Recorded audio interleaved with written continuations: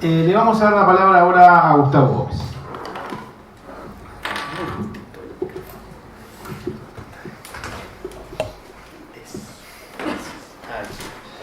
Gracias, Gabriel. Buenas noches. Bueno, veamos si puedo hacer un breve resumen de en qué está la situación. La ley 19.307, así es el número de esta ley de servicios de comunicación audiovisual, está plenamente vigente en Uruguay desde enero de este año. Incluso está en aplicación. De hecho, algunos medios de comunicación, sin mediar reglamentación y sin mediar control estatal, están aplicando algunos aspectos de la ley. Por ejemplo, el primero que recurrió a la ley, que es DirecTV. DirecTV, luego de aprobarse la ley y entrar en vigencia, por decisión propia y por cumplimiento de la ley, fue a hablar con TNU, y no sé si saben que TNU, ya hace un buen tiempo este año, está siendo retransmitida gratuitamente durante toda su programación a través de DirecTV. Eso es, no porque DirecTV quisiera, DirecTV había arreglado con TNU previamente transmitir algunas horas por día, unas 3-4 horas por día, pero la ley, recuerden, obliga a lo que se llama must carry, se obliga a determinados operadores de televisión para abonados a transportar señales de televisión abierta gratuitamente, y en el caso de televisión satelital le obliga a transportar a TNU. Eso es un ejemplo de cuando se hace el debate de si está vigente, se aplica, un ejemplo concreto de que esto es así. No toda la ley, no todas las leyes en general necesitan reglamentación para ser aplicadas, para estar vigentes. Es el caso de la Ley de Servicios de Comunicación Audiovisual. Es una ley bastante precisa en algunos aspectos, por lo tanto ni siquiera necesitaría reglamentación, en tanto no hay necesidad de establecer procedimientos complementarios o crear organismos para aplicar lo que establece la ley. Esto de los organismos, yo sé, tal vez les genera una duda, porque no se crea el Consejo de Comunicación Audiovisual, que tanto se habla. No tiene que leerse toda la ley, 202 artículos, pero les adelanto que la ley no solo está vigente, la ley se está aplicando, sino que además tiene los organismos para aplicarla si alguien se resiste o si alguien viola, eventualmente la infringe.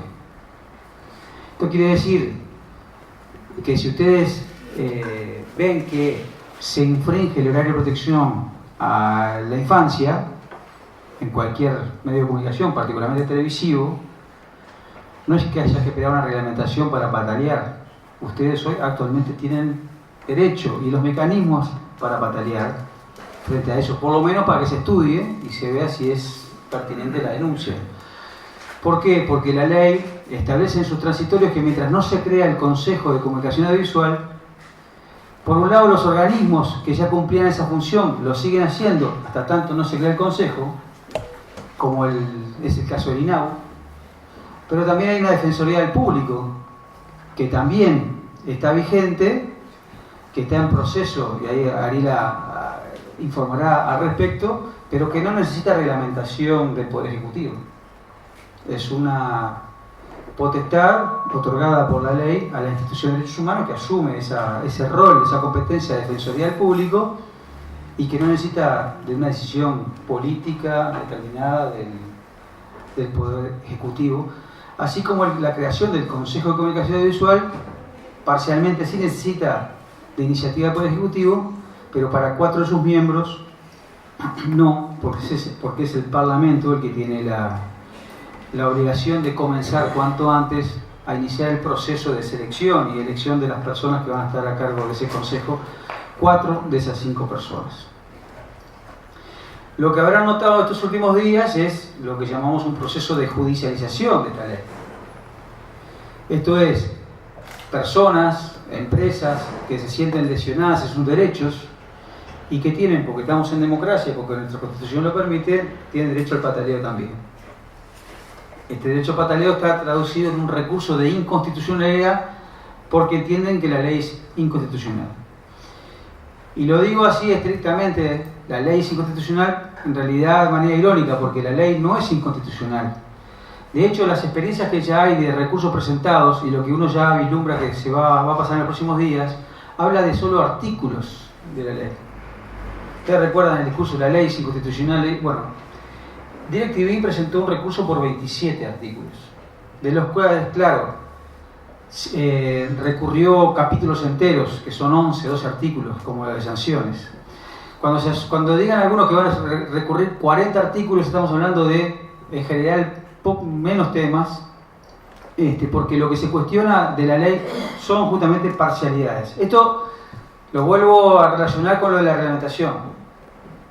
Aun cuando quedara dudas de la inconstitucionalidad de algún aspecto de la ley, se tratan solamente de algunos pocos artículos de toda la ley. El resto no solo está vigente, no solo se puede aplicar, sino que políticamente por lo menos se podría reglamentar porque no van a estar cuestionados. Seguramente en los próximos días se presentó el recurso del Partido Independiente, también son 2 o 3 artículos.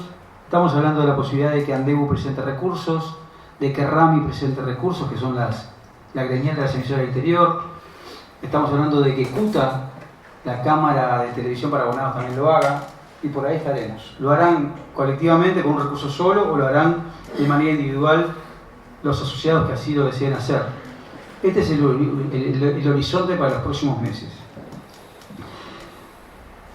La novedad es el dictamen del fiscal de corte sobre uno de los recursos, el primero, presentado por DirecTV. Algo de prensa ya ha habido, obviamente los interesados lo interpretan de una otra manera, pero yo creo que es un dictamen interesante. Fíjense, el fiscal de corte tiene, luego que la Suprema Corte de Justicia le traslada el recurso, tiene apenas 20 días para expedirse. De todas maneras es un dictamen extenso, 79 páginas, fundamentado, serio, incluso para las cosas que no estoy de acuerdo. Hay un trabajo atrás de legislación comparada, inclusive, y tiene, en este resumen apretado, aspectos positivos.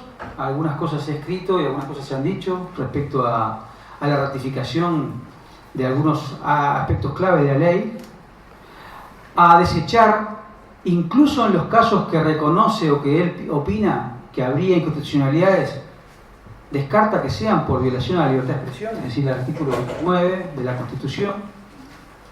Y también, bueno, hay que decir que en algunos aspectos que da razón a DirecTV, particularmente en 4 artículos completos, hay aspectos importantes de la ley, como lo que tiene que ver con limitación de la concentración en materia de propiedad cruzada o de audiencia potencial, que si bien afectan a parte del espíritu de la ley, el resto del dictamen del fiscal de corte, en mi opinión, por supuesto, y lo podemos conversar después, es a mi juicio ampliamente positivo y desecha, da por tierra, aunque todavía solamente es una opinión, después hay que ver qué dice la Corte, desecha y da por tierra los principales cuestionamientos que han hecho las gremiales empresariales y legisladores y políticos de derecha contra la ley. Lo previsible, me parece a mí, en cuanto a tiempos, para que tengan una idea, es que estos casos estén no cerrados antes del primer semestre de este año. Ahí después algunos podrán decir qué opina, pero yo creo que esto la Suprema Corte de Justicia, por razones sobre todo internas y por la complejidad del tema, no va a fallar antes del segundo semestre de este año. Allí habrá que ver qué hace el gobierno. El gobierno ha dicho que prefiere esperar a un fallo de la Corte, teniendo precauciones de no avanzar y tener que retroceder después en aspectos que luego pudieran ser declarados inconstitucionales. Pero también hemos escuchado declaraciones del presidente Tabaré Vázquez que dice que va a esperar en ese sentido hasta junio, lo cual ahí nos queda un espacio de tiempo, porque yo no creo, no sé, Ariela, que pueda estar esto antes de junio. Digo Ariela, digo a la gente que se mueve en el entorno del sistema judicial, porque en junio particularmente hay un cambio de uno de los integrantes de la Suprema Corte, entonces no es que estoy elucubrando, simplemente son procesos internos por los cuales una decisión tan importante, un tema tan sensible y tan complejo, yo no creo que esté en corto tiempo. Por lo tanto, la necesidad de seguir avanzando en la ley sigue siendo importante, reglamentándola o no, aplicándola. Termino, y ya estoy en los 10 minutos que había previsto hablar, con este muy apretado resumen, diciendo que yo comparto con Edison respecto a la certeza de que este gobierno cree en esta ley, aun cuando este staff gobernante no estuvo en el proceso de elaboración y aprobación. Yo tengo la certeza de que acá las dudas no tienen que ver con el fondo de la ley, con la importancia de la ley, con el compromiso que incluso Tabaré Vázquez hizo en la campaña previa. Creo en esas palabras.